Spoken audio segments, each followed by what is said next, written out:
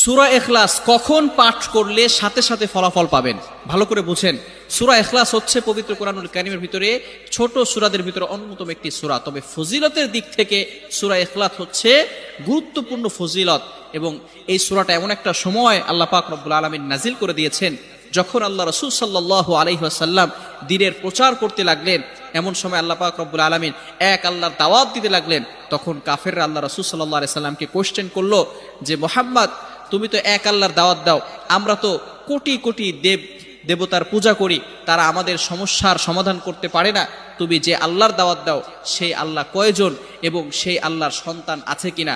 সাথে সাথে আল্লাহ পাক রব্বুল আলামিন এই কাফেরদের প্রশ্নের উত্তরে আল্লাহ রাসূল সাল্লাল্লাহু আলাইহি সাল্লামের কাছে এই সূরাটি নাজিল করলেন, কুল হুয়াল্লাহু আহাদ আল্লাহুস সামাদ লাম ইয়ালিদ ওয়া লাম ইউলাদ ওয়া লাম ইয়াকুল লাহু কুফুয়ান আহাদ।